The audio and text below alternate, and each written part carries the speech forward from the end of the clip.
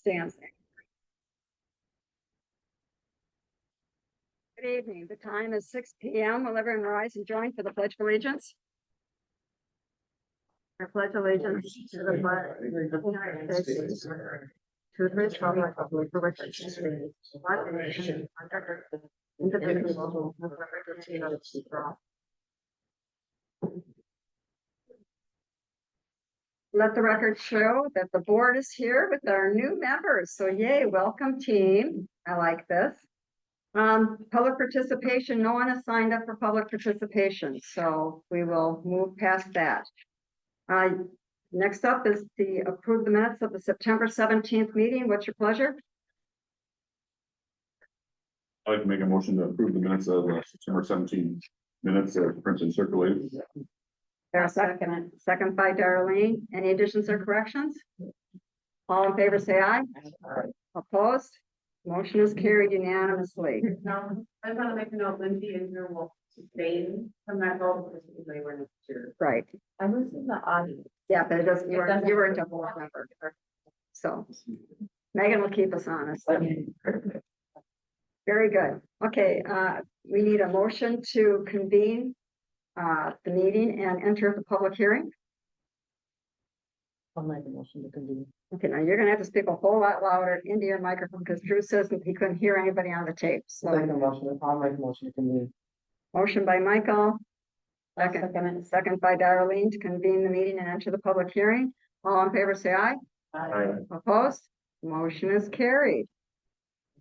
Josh, you have anything you want to say? No? Is there anyone to speak on the zoning map amendment for Mel Bain?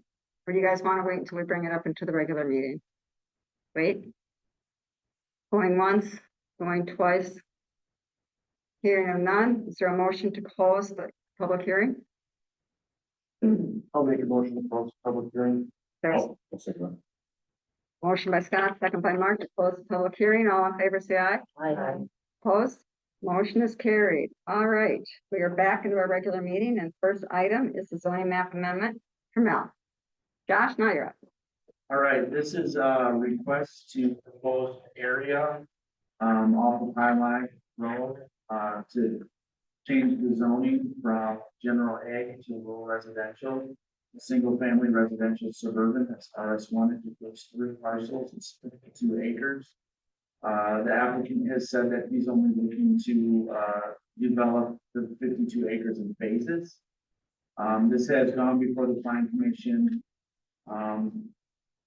both in July and August. During the last August meeting, the applicant did withdraw the request. I know a class 2 notice was published and owners were notified of the rezone via mail. Okay. Does the board have any questions? Mark? I have some concerns here. Been on this planning commission for 5 years. And, you know, we had $100 million of growth in Harrison election this year, $100 million in growth last year. And we're looking at trying to rezone something off of handwritten drawings. We're 2024, not 1954 here. I'm really concerned about this. I've worked with a lot of developers in the last 4 or 5 years on the planning commission that are currently building in Harrison.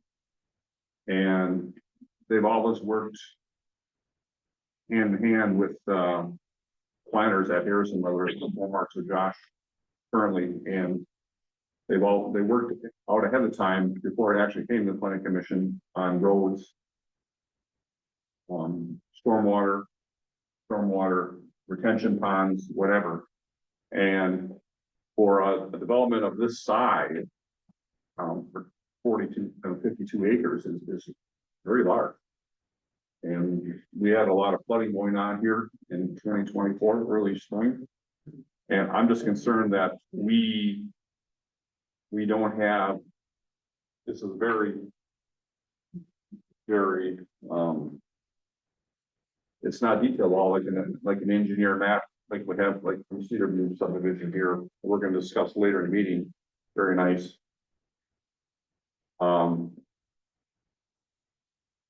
There's a lot of unknowns here, and I'm very concerned about this going forward, just because the map and lack of engineering drawings and the lack of, who's gonna pay for the roads, who's gonna pay for the stormwater retention ponds, who's gonna pay for all this at a time. In Harrison, I'm speaking now. All right, Mark, I- we're listening to you. You guys have to be quiet. Mel, if you can't be quiet, I'm gonna have to ask you to leave. I'm trying. So, I'm not shushing you, I'm shushing him. thank you.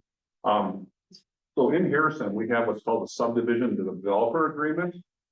And that agreement, is a signed agreement that it's, rules that Harrison follows. It's actually a very nice checklist that goes through roads, stormwater, retention ponds. You know, it lays it all out here. And, you know, I don't see any, indication of any signed agreement for a stormwater subdivision development agreement. And like I said, this is what other developers do in Harrison, to go forward. So that's my concern, and, exactly based upon this, with lack of information here, I don't see how we can allow this even to go to the board next week, because there's a lot of lack of information for a big development of 52 acres. So that's my position on this. Okay. Any other comments? Yes, Drew? question. Sure, Yes. the Does- chair. Does the village of Harrison need an engineering drawing to decide to make that decision to rezone? No, no, technically, all we have to do is see if the request meets with our comp plan. And if the proposed size of the lots meets with our zoning ordinance, and it does. Right now, in our comp plan, this property is scheduled to be RS1, which is what the developer is asking.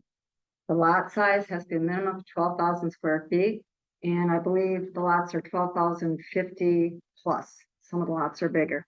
So he complies with all of our zoning requirements. And tonight, the only thing on the agenda is the rezone, nothing else. He will have to come back with additional information for the plot map and the development and the phases. But we are just here for the rezone.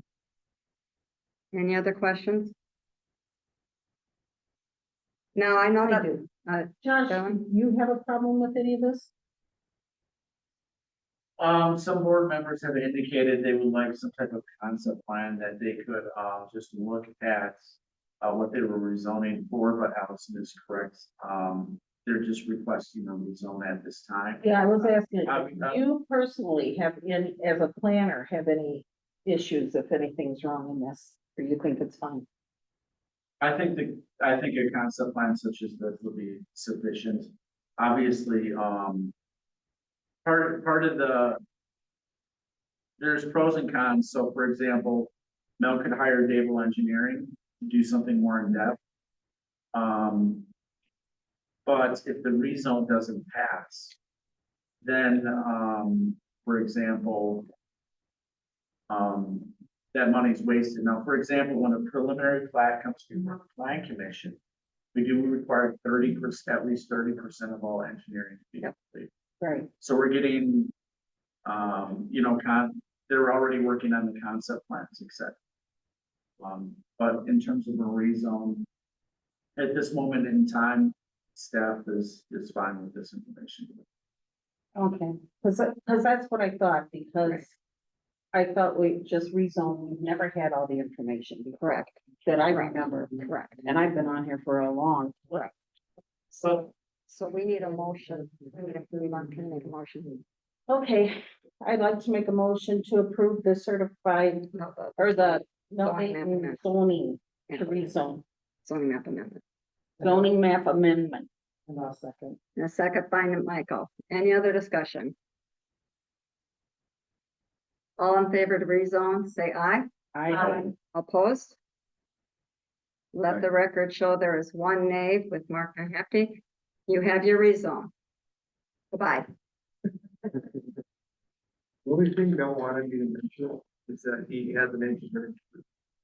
Okay, you guys out the door. Goodbye, Mel. And do us a favor, don't call us tomorrow. And we did the Bye, Mel. traffic study 15 years. Goodbye, Mel. Mel, goodbye. Goodbye. Goodbye. Goodbye. Thank you. All right, certified survey map for Dale and Cynthia Marks. Josh, you want to speak to this? Yes, this is actually outside of the village boundaries. It's on Hartwood, over Hartwood Road. It borders that, so the village of Harrison under state statute has territorial plating authority. So that gives us a say in, what can be, broken up, or what parcels can be split or combined on our borders. So this came before us. They're asking us if we're okay with this. Staff is okay with this. If the village board approves it, then we just sign it and send it back to the county. So they're just pulling out the house, correct? Yeah, On a single lot. they're combining two parcels. And then after that combination, they're partitioning off the buildings. So they have one smaller lot with the buildings, then one larger lot with farmland surrounding the buildings. And it's all ag. It's all right. Any questions? I'll make a motion to accept the CSM marks parcels 12383 and 12380. There a second? I'll second it. Second by Mark. Any further discussion? All in favor, say aye. Opposed? Motion is carried unanimously. Very good. And Kent, we have your final plat. We got in under the wire, but Martinson and Isley finally signed off on all the drainage. Yay! Josh, do you want to have anything else? This is a final, plat, the proposed by Lumar Properties, which is Mr. Kent Gross. It contains 12 lots, one outlot. The outlot is a dry retention pond. It's, zoned RS1. Lots are all over 12,000 square feet. The drainage on this plat will be running towards, outlot 1, except for lots 1 and 2, those, the backyard drains will just drain into the wetland.